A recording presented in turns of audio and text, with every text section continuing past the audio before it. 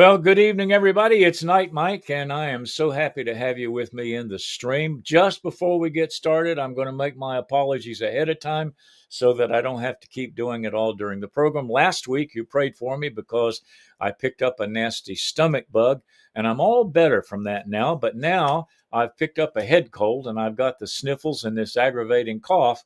And so it may interrupt us for a time tonight, but I pray you'll be patient with me as I try to deal with this thing. It's kind of down in here, So I'm armed with hot coffee and cold water and a positive attitude, and we're going to have a great time. I've got a special guest tonight. I'm going to introduce you to her in just a few minutes, but I want to remind you of a couple of program notes of programming that's coming up. And the first one is this: on December 16th.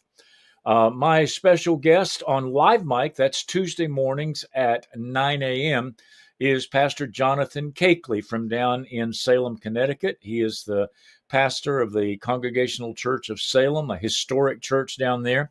And Jonathan grew up in our church. He's a homegrown agape boy, and he went off to Bible school and then to seminary. And I just have to tell you this ahead of time. By the time he gets on here, I may have to address him as Dr. Jonathan Cakeley. He's been working on his doctorate. My understanding is he's very close, and we might have to start showing him deference for all of the hard work. But Jonathan is an amazing young man, and I know that he's going to be a blessing to all of us. And then on January 6th, my special guest is going to be a local fellow by the name of Hank Poitras. He is the head of Brattleboro News, and he has a live stream called Planet Hank. And I just warn you ahead of time, Hank is a lightning rod. He's one of those people. A lot of people like him, and a lot of people don't. And so he's kind of a lightning rod around here, but he has got a real heart for Brattleboro, and he's addressing a lot of the important issues that we're addressing. And the only folks who don't like Hank are the folks that don't want those issues addressed. So he is going to be my guest on January 6th at 9 a.m. And then on January 8th in the evening on Night Mike, my special guests are going to be Rustic Chill. They are an amazing gospel band out of, I think their home headquarters is in Whitehall, New York. But I ran into them through a mutual friend, and I've really gotten to enjoy their music. And I've invited them to be my guest on Night Mike coming up on January 8th. I think the whole group is going to be in, and if we can work it out with the technology, they're going to bless us with a couple of songs. All of their music is original, and they've just got a really, really great sound. One more announcement, and then I'm going to introduce my guest. I announced a couple of weeks ago that I had produced a one-year Bible reading program, and that anybody who would like it can ask me. As a matter of fact, I'm going to put my email address on the bottom of the page there.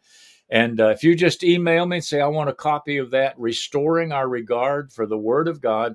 It's a handy reference tool for reading through the Bible in 1 year. I've already had a number of requests. People at our church have asked for it. And so if you'll just send me an email at mkgantt@gmail.com, I will send you a copy of this new 365-day Bible reading plan. And I'm excited to be able to share that. I met my guest some time ago. She is married to a young man who grew up in our church, really in our family. His dad is almost like a son to me, which would make him like a grandson to me. But he married up. Let me introduce you to Bianca Parker. Bianca, welcome tonight. Thank you so much. I tease Adam all the time and say, boy, you married up. This is Bianca Parker. I want you to get to know her tonight. She's a professional photographer. She has her own photography business called, it's right, Roma Glow Photography, right? Yeah. And there's a reason it's called Roma Glow. Why don't you tell us what that reason is? So two reasons. Basically, I'm from Romania, and I am a Roma, or in other words, gypsy, but Roma is the appropriate term. So I'm a proud Roman. I love seeing the glow out of Mhm. people, the glow that I can get out of people. So yeah, there you Yeah, go. Roma yeah. glow.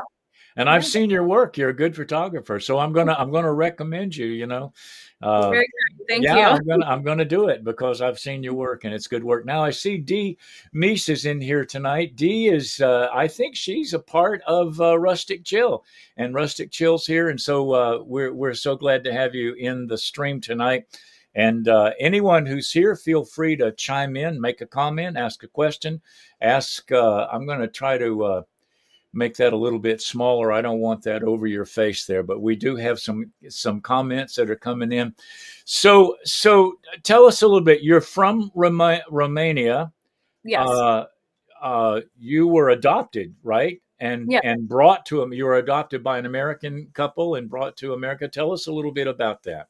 Yeah. So I came here in 2001, June 6th of 2001. My parents, Laura and Tony, Hmm. they adopted me, from Romania, in Brajov. Hmm. And I grew up with them in Swansea, New Hampshire, my whole life basically. So yeah. Big old town of Swansea, New Hampshire. Yeah. Yep. Yeah, my son and his family. My son Tim and his family lived in Swansea for several years before they moved back to Vermont. So we know the Swansea area very very well. Now, tell us a little bit about Romania. I don't think maybe a lot of people don't know much about it, but tell us a little bit about. And you were, if I remember correctly, because I watched you, my daughter interviewed you on her podcast, Blooming in a Cage. You were adopted out of an orphanage, right? Yes, I was. Yeah. So I'm still trying to get all the timelines and everything else all in order because eventually I'm trying to write my story and actually publish it in a book. Right. But it's going to take some time. So, from what I understand, is I was born in Brasov in a hospital, and then unfortunately, I was abandoned immediately Hmm. as soon as I was born. And I just found out that I was born breached. I was a breech Uh, baby. So yeah, fun fact. So I was in the hospital for about 4 months, and I was immediately put on formula. And then trying to figure out what's been happening with when I was with my mother again. hmm. I'm not sure. My paperwork says otherwise, and then my oldest sister, who I'll name and show in the future, Hmm. she said otherwise. So I'm trying to get all the information correct. But Uh, basically, I contracted tuberculosis from her, and I was adopted out from Brajov, Romania. hmm. Yeah. And to Swansea, New Hampshire. Yes. Yeah. Out So, of so place. we don't see it so much here in the States, but in a lot of countries, especially where there is a lot of poverty, I think tuberculosis is very common. It And is. do you have any residual impact from that, or are you just pretty healthy now? So it's not active, it's dormant in my body, but Uh-huh. I will forever test positive for it. Okay, now I did not realize that. Yeah. Yes. And Yeah, I contracted malaria a few years ago on a trip to Africa, and I learned a lot about malaria. It's number one; it's the number one killer in the world. yeah, And I'm once glad you you're have it, it's parasitic, here. Mm. so it goes dormant, and you never get rid of it. And every once I've had a few outbreaks, but nothing serious. But it's dormant. It's not active at all. Huh, I didn't know that. Well, I'm glad you're here and you're Yeah, healthy. right. Yeah, but I'm asking you about the tuberculosis. It's dormant, but you'll always test Yes. positive for it. Yeah. Yes, and then just with where I was born in gypsy culture, so it's very scarce with uh resources and everything else. Right. So Mhm. I'm very thankful that I'm here. Yeah. Have a second chance at life. It's interesting, Bianca, when, most of us in America, we think of the gypsy culture. It's kind of romanticized in the movies. We're kind of, Yeah. yeah, it's kind of freewheeling people who drive around in wagons and play music and swindle people. And, that's kind of the movie version of it, but that's probably not at all accurate. Yes and no. Uh-huh. So where, I mean, that's such a vast term Yeah. for my race. Hmm.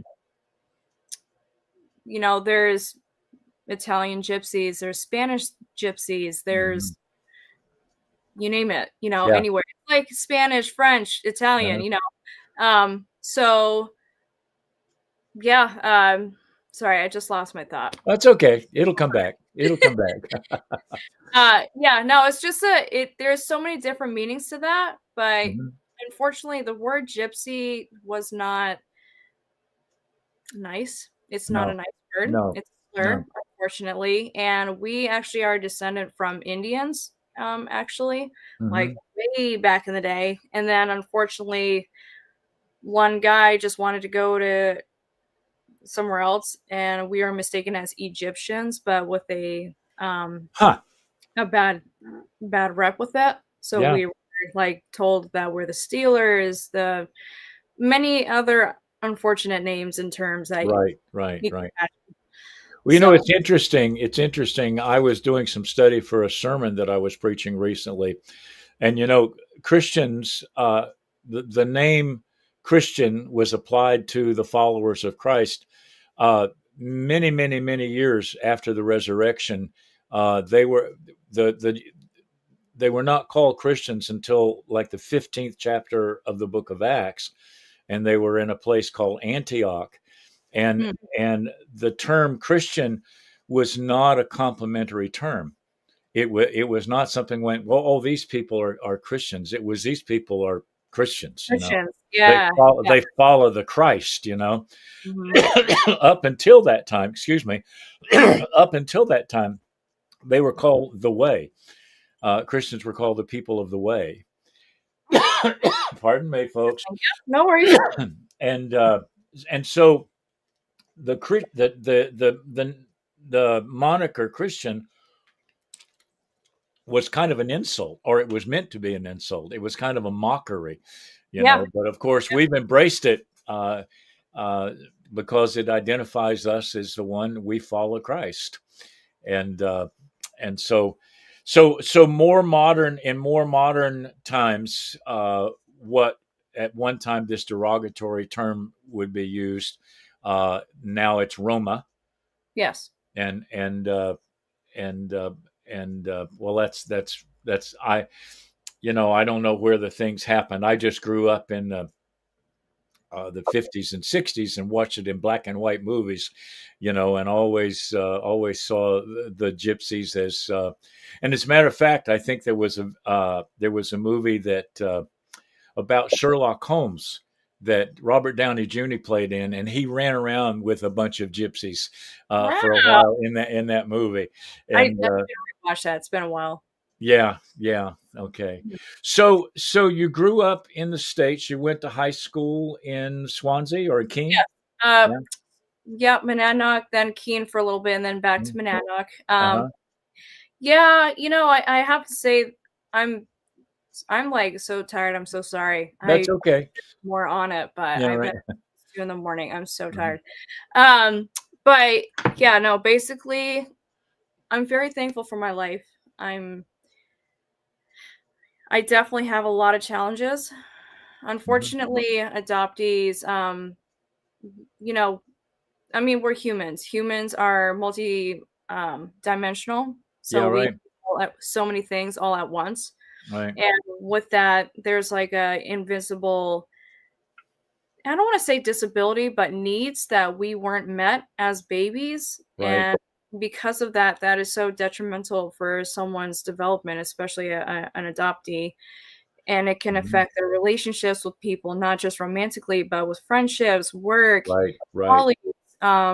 So I'm very thankful for a lot of the teachers and friends that I've made throughout my school career, but I've also had a lot of bullying. I've had a lot of bullying due to my learning challenge, right? In my Mhm.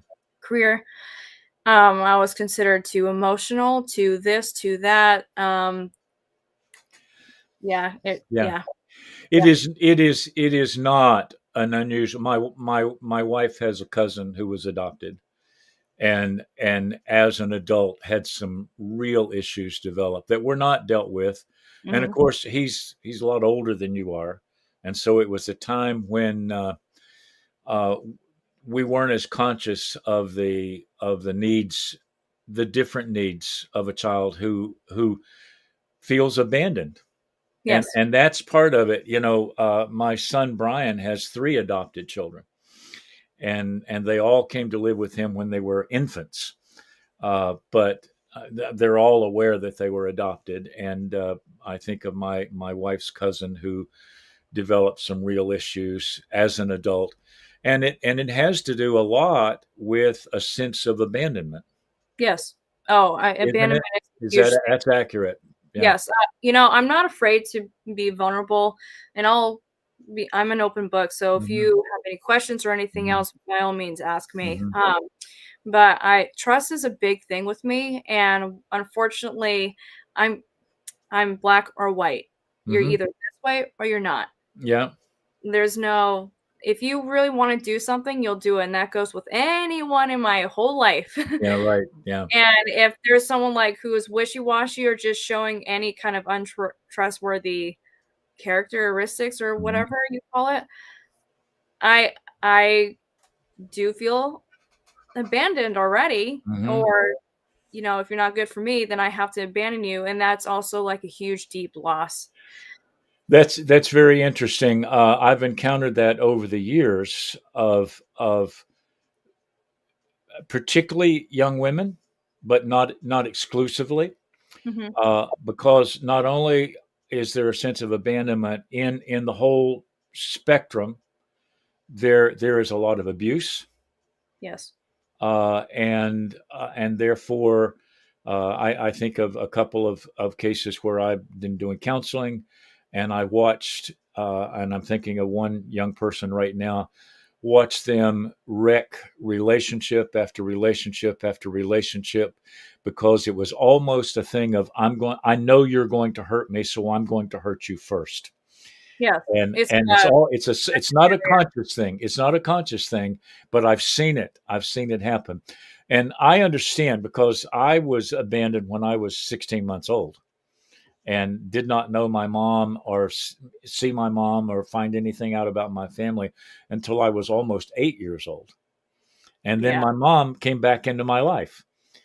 So I'm And sure that was a shock to you. uh, absolutely, uh, basically, I was awakened out of bed and taken into the kitchen by my foster mother, who said, "Michael, this is your mother, and you're leaving with her." And the next day, I was on a Greyhound bus headed somewhere that I didn't know with this person that I didn't know, and I never realized until very late in life the scars that left. Mhm. The scars Mhm. that left. Now you've had you had a couple who adopted you. They gave you a good life.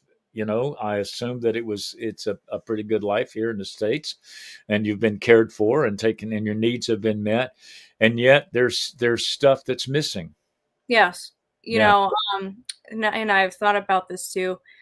So when I was born and I was in and out of the orphanage, I also had foster care. Hmm. And my foster parents, I absolutely love them. I wouldn't be here if it wasn't for them. Yeah. Them and the Lord Himself actually saved my life. Yeah.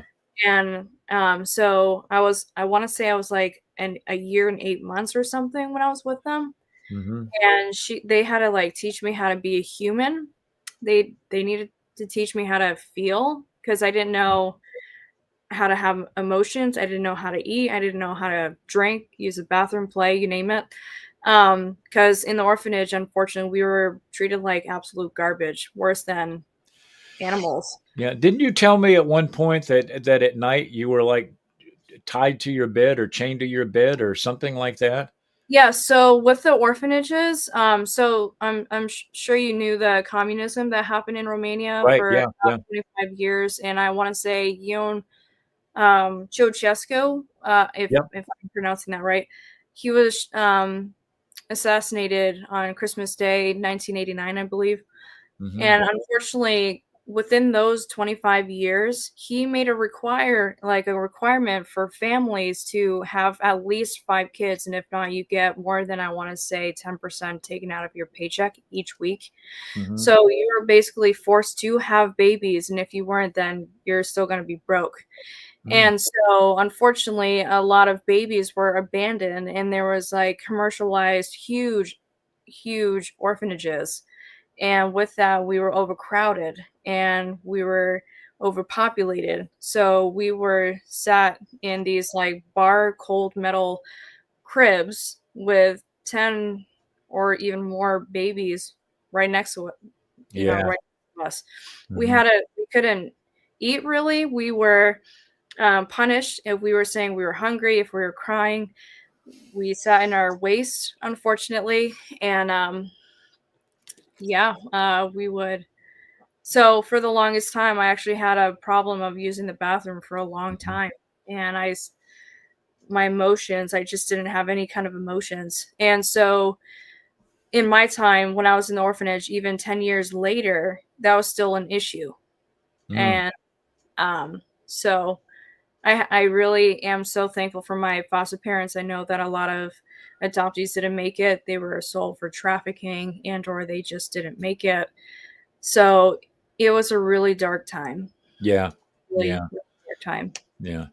So you are okay. So you have your own business. Yes. You're a photographer and you do all sorts of photography. I know you do wedding photography, but I know that's not all you do, and you have bigger plans than that. After we talked the other night, but you're also developing something. I'm not going to put a name on it. I'd rather have you put a name on it, where you are reaching out to others who have been adopted. Now, Yeah. let me ask you a question. Are you specifically looking for adoptees from Romania, or are you just adoptees in general? Adoptees in general, but obviously Romania has a special place in my Yeah. heart. Hmm. But I just want to be a space for those that have been involved with adoption, whether they were the adoptee and or they have adopted and or foster Hmm. care. And I know that the subject about adoption is really deep. It can be really hurtful, really comfortable. Excuse Um, me. it's okay. Yeah. Um, and so I just only come from a place of love, compassion, willing to understand, and just be there to Hmm. listen. Yeah. So the Word of God says very clearly that God always uses our pain, our distress, our discomfort, our importunity, whatever word you want to use, to equip us to heal others. Mhm. Uh, True. I mean, I think that that's one of the things that, in our culture, we're always trying to escape pain. And as a matter of fact, I heard a preacher say I was listening to a podcast, and he said something that was really powerful. He said God never wastes a pain. God never wastes a pain. If you've had pain, if you've gone through distress, and you have survived it, and you have grown through it, and you have found healing, and you have found a measure of peace, uh, we have to, and I believe the scriptures uphold this idea that that not only gives us an opportunity to minister to others who are in that same pain, but maybe even a level of responsibility. Hmm. Yeah. So you just are trying. You're wanting to. So what are you going to do? You're going to have a website, social media. What's your reach out plan? So my goal is, I love, as you mentioned, I Uh-huh. love doing weddings and Hmm. portraitures, but I'm actually mainly, and I don't know the right term for this, but basically some sort of like documentary photography services for those Hmm. that have been the adoptee and or involved. And I would Uh-huh. love to just, help document where they came from Yeah. and write for them. And then also Hmm. to create a podcast as well. And then hopefully physically go to different areas where those that have been involved with this or looking to adopt, hopefully, Mhm. um, will will be able to talk about that. Yeah, yeah. I don't think a lot of people understand this is a difficult thing. It's not only It is. difficult for the child, it causes it's not easy even for the parents who adopt. I mean, when I'm coming from a family who's pretty familiar with fostering and adopting. My wife and I have fostered children over the years, and now we have several adopted children in our family. We kind of Thank you, romantic. Dee. Yeah, it does sound like an awesome program. We kind of say, "Oh, isn't that wonderful? They've adopted this child," but you also adopt all of the baggage and all of the wounds and all of the hurts and I think of the background through which our three grandchildren came that were adopted. They came out of similar to you Mhm. horrible situations. I mean, Yeah. and there's a lot of things that their parents now are trying to deal with that were wounds that were caused by those situations. And I don't think anybody is going to have the same effectiveness in helping people heal from those wounds as somebody who is an adoptee, somebody who's experienced what that's like. Yes, and, unfortunately, there are also other adoptees who do not support any more adoption, and, I feel for them. I empathize with them because they've Uh, also gone through even more catastrophic events than mhm, myself and others included. So, mhm. um, in my humble opinion, for those that would like to foster and or adopt, it is absolutely crucial that you heal your wounds first Yeah, because you don't work through your baggage, anything that triggers you, if there's a lot like a huge elephant and people that you should be close to and you're not, there's an issue right there because not only are you hurting yourself, you've been hurting yourself, but you're going to be hurting that child, and that child does not need that. And yeah. for an adoptee's life from birth to like 3 years, those are the most crucial years to actually be emotionally met. And if they're dismissed by that, if they're not emotionally cared for, loved, nurtured, Hmm. they're gonna have problems, and Yeah. there's gonna be a lot of frustration. There's gonna be a lot of anger. There's gonna be a lot of Well, out. There's gonna be just a lot of animosity between the child and the parents, and then the parents are gonna say that that child is misbehaving when mhm, they're not. They're just trying to cry out for help. So it is very, very important that whoever wants to adopt in the future, do your research, know about mental health, and actually listen to that child's needs and do it. right, right. Well, it's interesting. You bring up an interesting point. You say those first 3 years are critical. They're not just critical in an adoptee's life, they're critical in a child's life, period. Yeah. It's magnified because the circumstances of a child who has been abandoned or given up for adoption. Not all adoptions are the result of abandonment, Mhm. and I think that we have to be careful with that. There's some mothers who give up their babies for adoption because they are absolutely convinced that they cannot provide the child with a Oh, life, right. and I think of so many women today, a real thing. There's so many children born to women who are being trafficked, Yeah. and they don't want their child to grow up in that circumstance, and so it's really an act of love Right. for them to give this child up for adoption. Yes. So that bonding period, and I just when you said that, I responded to it so much because I missed that with my mother. My mother was not there during that 3 year period of time, Right. and And it affects you it today. I'm sorry. It affects you today. It Still.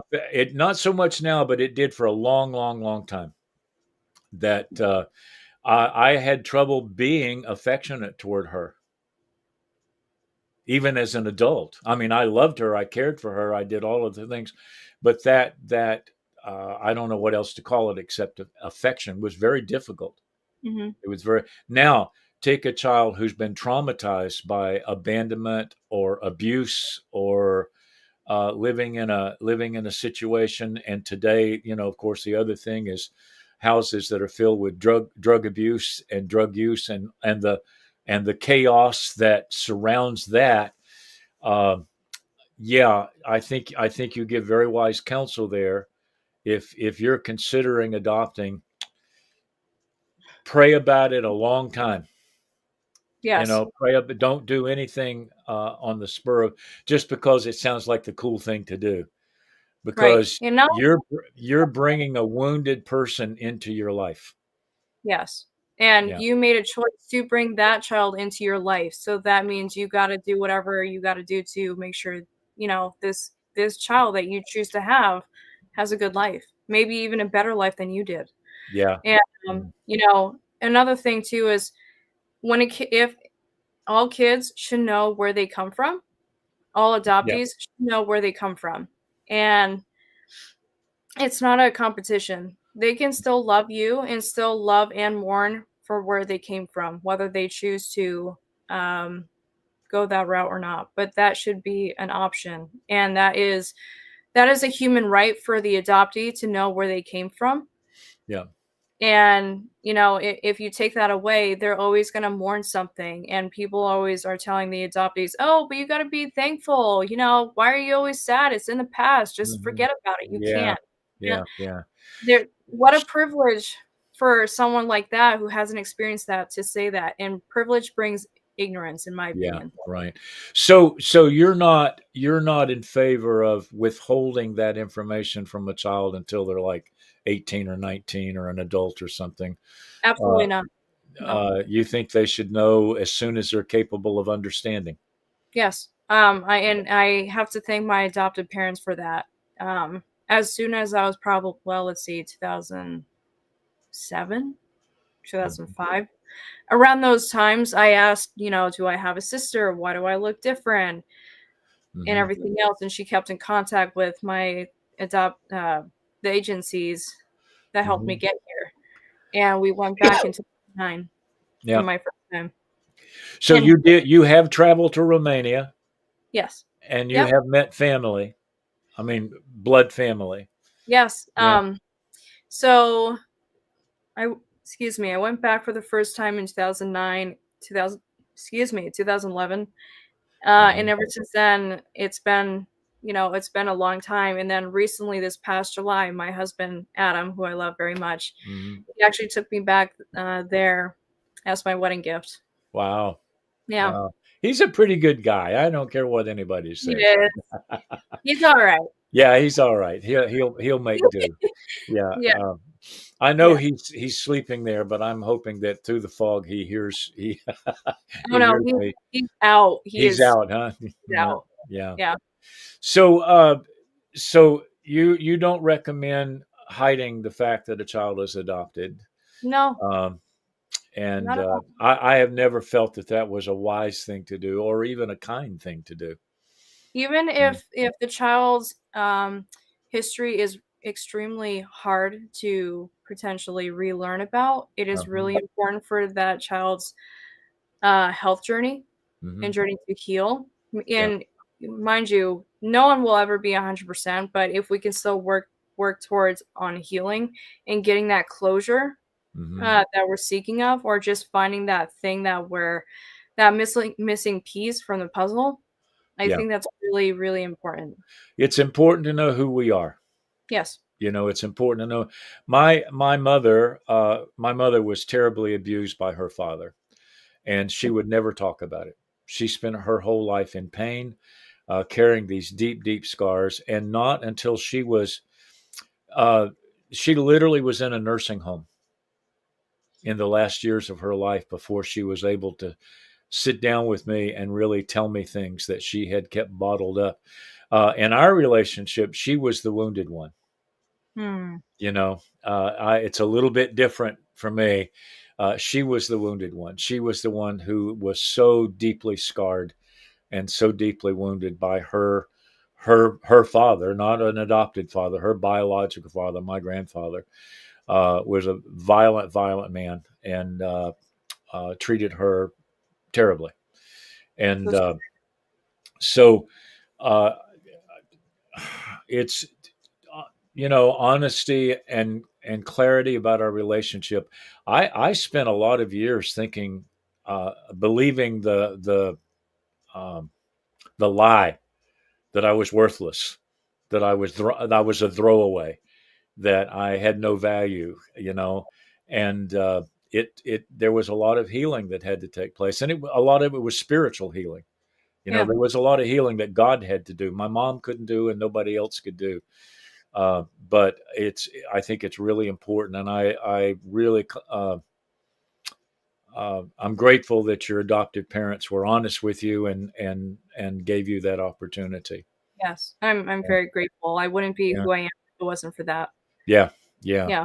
Yeah, no, it's crazy. I'm still going through Oh my goodness. all Mm, paperwork of everything. mhm. Yeah. Um, All but right. I'm Now, actually sorry. what's in that book? So hold on. And by I the have way, your buddy Robin just signed in. She's running a little bit late tonight. Hey girl. That's okay. Yeah, No brownie points. No, I'm just kidding. yeah. Um, let's see. I have so many paperwork. It's not even funny. From my birth certificate to letters to my orphanage papers. Mm-hmm. Um, yeah, I got a lot of stuff. Thought Yeah, I had pictures, little pictures. yeah. Of me somewhere, Somewhere. somewhere. Yeah. And Um, there's Miss Alberta. Alberta, nice to have you out. How come you people are all so late? hi, hey You guys. know what time we start? Well, Yeah. so let me ask you now. Here's another thing. You have really, obviously, from the size of that notebook there, you've really done a lot of research and a lot of you really are trying to find out everything you can about who you are and where you came from. Is that So another recommendation that you make to people who are adoptees? yes, if you have any paperwork, there's a lot of paperwork that you're gonna receive for your child. Uh-huh. Keep it and keep it protected because, like I said, all the paperwork is the key in the leading path to their story and to know where they came from, Right. what happened. Right. And Right. it's like I said, it is a human right to have adoptees know where they come from. Right. Right. That is a human right, and Hmm. they have the right to know that. Yeah. Yeah. And I will tell you something else, and you're kind of fulfilling this right now. The Word of God says in the book of Revelation, it says that we overcome the enemy by the blood of the Lamb and the word of our testimony. And our testimony is who we are and where we've come from and where God has brought us and what God has done in our lives.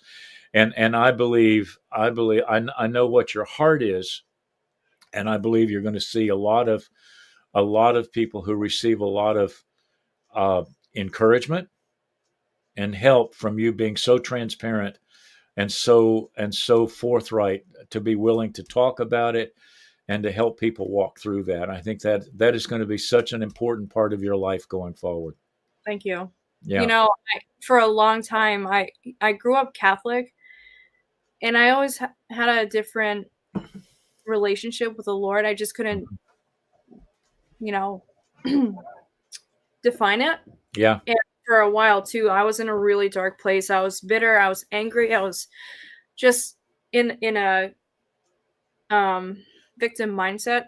Some days it's hard still. I'm Yeah. like, why is this so heavy? I was, Hmm. yeah, it's sad. But I have a lot of testimonies, and I have one of the biggest ones this year, actually. Hmm. So, my little sisters, my two twin half sisters, Dan Uh-huh. and Petunia, they're from my mother's side, and I Uh-huh. haven't seen them since 2011. And my niece of my oldest sister, her Uh-huh. daughter, she found them on Instagram, Uh-huh. and she helped us connect with each other. Wow. That's So, great. in 2011, I heard that something happened with them where they were in foster care, and I didn't hear anything from them. So I just kept hoping and praying for them. And God is listening. Yeah, Jesus is with you, and yeah, answers. yeah, Yeah. Oh, I yeah. could tear up. Yeah. That's okay. Tear up. That's great, because there are so many who are weeping, who are crying, who are hurting, and they have no way to deal with that. Yeah. They have no way to deal with that. And I think we make a terrible mistake of saying to someone who has a difficult past to, just forget about it. Just forget about it. That's like saying forget who you are. It's like saying that's not important. And it's an important part of who we are. Right. And so and D says, and you're right, D. God is always listening. He's always listening, and He will give us the desires of our heart. And so um, you, I'm just trying to get my head around where you go from here. I know you're working on a book. All right. Yes. Uh, It's gonna take me a little we're talking about helping you get a podcast started, and I'm going to be more than tickled to death to work with you on that and help you get that going. bit. Thank you. And and I think if you and excuse me, since we talked about that, I have my head's blowing up with ideas that I want to share with you because Yay! Awesome. I'm because excited. because it's important. I think that probably all over America, and maybe even outside the borders of America, that there are people who've been adopted who don't know what to do with that, and they need somebody to help them kind of clear out through the fog of that, Yes. and to actually deal with it. I'm a big. I had a I had someone say to me one time. They said I don't know what we were talking about, but they said, "But you like conflict." And I said, "No, I don't like conflict." And that's why when there's a conflict, it's the first thing I deal with. You Yeah. know, I want to spend days or weeks or months dreading it. I want to deal with it. I want to settle it. I want to get it out of the way. And Right. and I think there are wounds. And let me ask you this, because this is something that I've wrestled with, and I've never really talked to anybody about it. I have little snatches of memories that I don't have anything to attach them to, but I just have like a little. It's almost like something you would see on a screen. It flashes on, and I Yeah. go, I know that's me. I know that's my mom. I know that's my grandfather. I don't have any context, and I have nothing to connect it to. And I'm wondering if you've experienced that, if you've talked to other people who've experienced that, because it's one of the things that just has troubled me over the years, because I had all of these years, 8 years of my life, that I didn't know anything about my mother, brothers, sisters, cousins, aunts, uncles. I was completely disconnected. And yet there are just little flashes, almost like a picture that comes, and I have nothing to connect it to. So that can mean the what I believe. It may Hmm. not be right, and I don't know if there's like research or anything, but I believe they are not only memories Hmm. from maybe your ancestors that went through that are Hmm. showing you, but like for example, and yes, to answer your question, yes, that happens with me as well. Hmm. It can be smell, it can be a day. Like, I could be looking at the same thing every day, but then there's just one different day or color outside. It Yeah. can be clothing, it can be the way someone is saying something. And that could either be like someone else's trauma in the family from the line that hasn't gone through Hmm. that. Yeah. That is, saying, "Hey, you got to work on this." Or yeah, I mean, so when my mom brought me back to Romania for my first time in 2009, there was some foods that I remembered. that I like devoured it. It was Uh, gone. yeah. One of them is Romanian meatball soup, Hmm. um, sourdough bread, and of course, just fresh milk. I'm a milk girl, Yeah. whatever. Right. And yeah, she said I had like 3 servings of those, and Yeah. I devoured them. Yeah. For me, it So would be grits and gravy.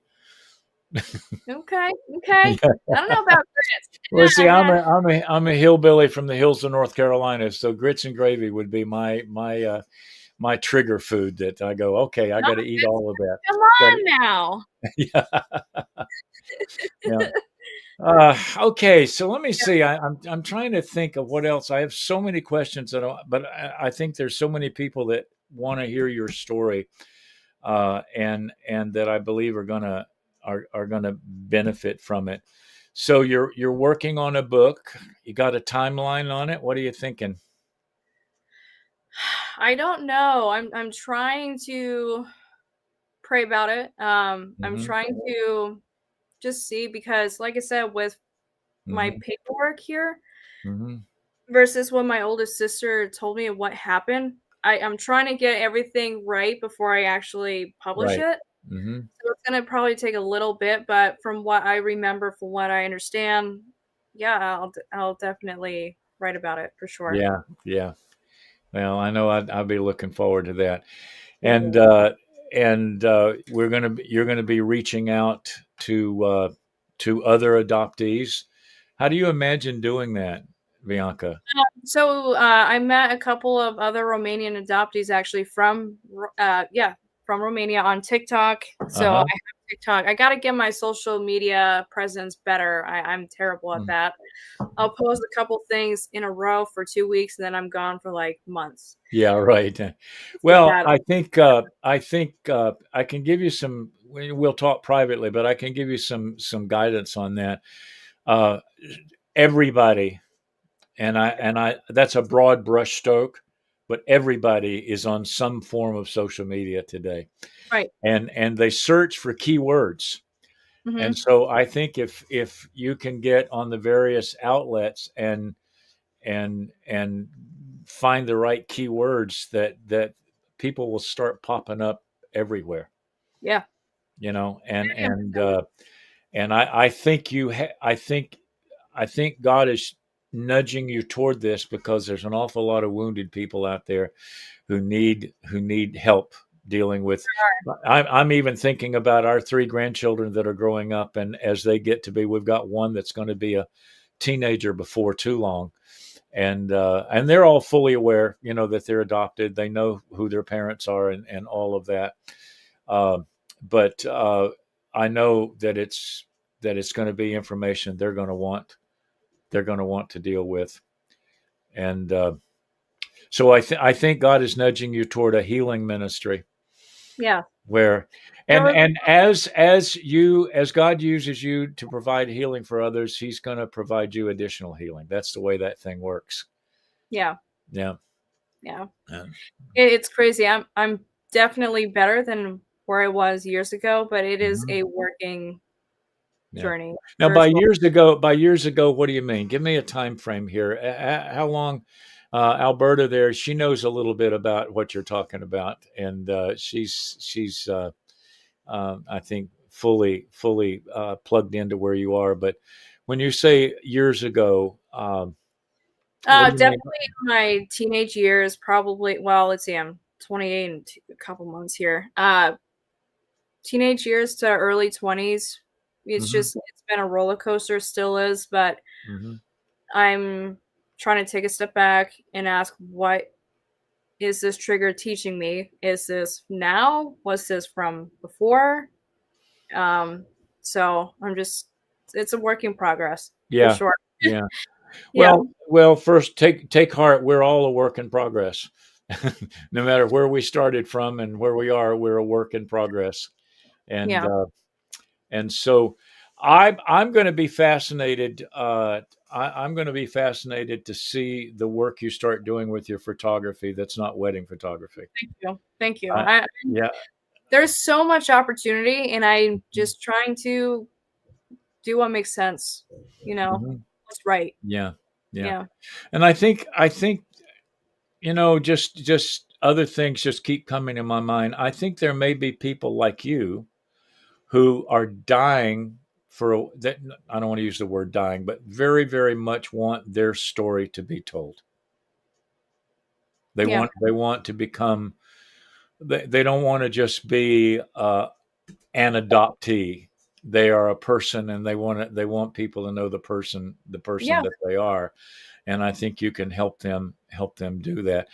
I envision you with your own podcast and doing exactly what we're doing now, only with other people who are adoptees Yeah. or adopters. Right. Adopters. Adopt tours. Yeah, adopters, those who adopt. Because I think, I try to look at it from both sides of the thing, and it many times, it's not just the child who's been adopted who's dealing with the the trauma. I think of a good friend of mine who adopted two children from different cultures, different countries, and it has been a struggle. It has, for them, not just for the children, but Right. for For the them, parent. Yeah. and one that they have met. They haven't become uh, crippled by it, or angered by it, or frustrated by it. It's just a fact of life that this dealing with this child, and this child's one I think of was born with uh, fetal alcohol syndrome. Oof. Her mother was an alcoholic, and she was born basically with alcohol poisoning, and it's created struggles. It's Yeah. created struggles, and we all have our own natural struggles that we have, and now you've added this other person with their own wounds and everything else.